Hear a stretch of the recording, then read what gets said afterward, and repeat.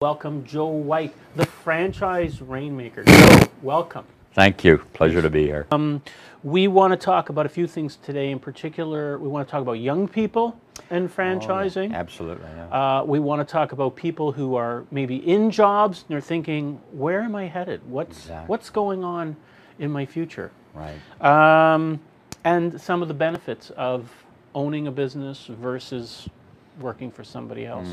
I have my thoughts on that, but Yeah. It's all a good plan. Great topics. So let's start off with the notion of young people and franchising. What's happening out there today? I mean, I see young people, seems like they're looking for jobs and they can't find them. Is that what you're seeing? Well, they're finding jobs too, but they're not the kind of jobs that they expected. I mean, as a parent, and we go through these things where we have expectations for our children and their success and where they're going, and we spend a lot of money educating them, right? Mm-hmm. I mean, oh yes, we do. And what happens is they end up with, they end up in jobs that aren't really reflecting all the knowledge or the expertise that you have. I mean, right.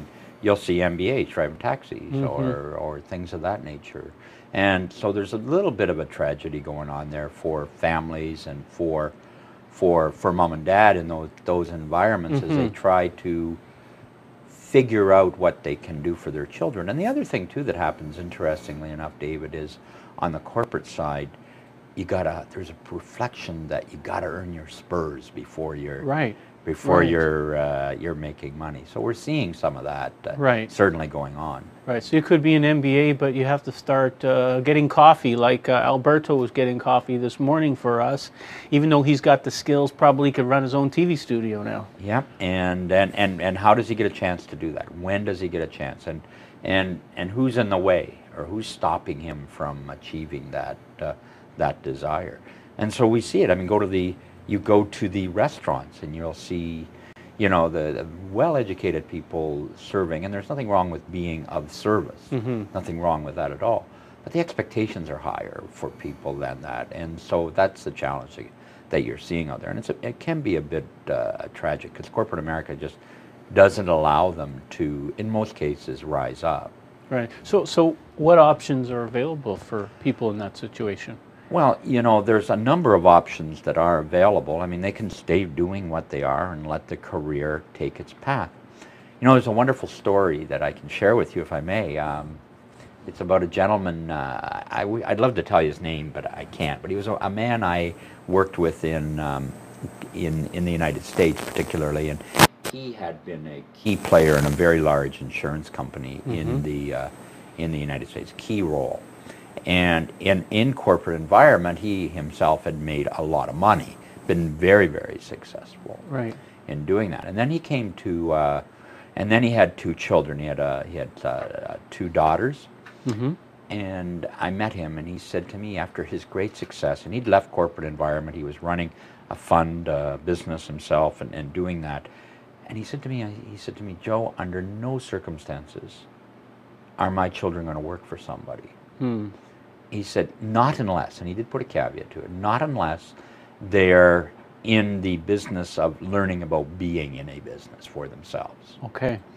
And so, and so what he decided, he said, what we have to do is we have to find them an opportunity. We have to find them something that they can grow equity and value. Now, and he was prepared to put some pretty significant dollars into that to help them do that. And but you don't have to have significant dollars to do that. But in his case, it was. But I really was quite captivated by the comment that it was about corporate America, because he said it's just basically broke, and the opportunities there. So you end up with the trap of what are people going to do? What direction can you take your family? Right. And so you look at business as an alternative. And there's some traps with that as well. There's some concerns that parents and things would have. Right, like for example.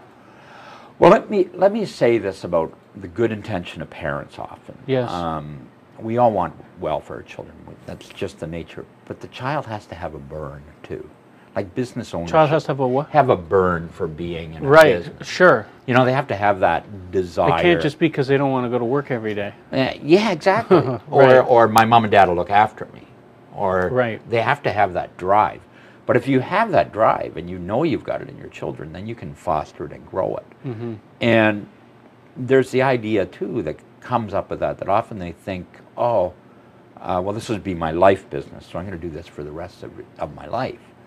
Bad idea too, because it's only their first business. Mm-hmm. Because business, I don't know, you, maybe David, maybe you own one or more businesses along the way, or many people in their career will do that. So start and think of the education you get. I mean, you can send them to school, get your MBA, and what's that going to cost? Right. Well, so what does it cost? Like, what's the range of pricing to buy a franchise or to help your kids get into a franchise? Hey, real good question, because you got to be very careful as well in what you're doing in terms of looking. I mean, you can get into some lower end opportunities, but they may not be good quality businesses for yourself. You might find something that $20,000 or $30,000 as an entry fee, right? Basically as a franchise fee. However, you got to remember too, you got to sustain yourself, work through your startup and things like that. So you've got to be very careful about that. But you should be planning for anywhere from 50 to 100,000.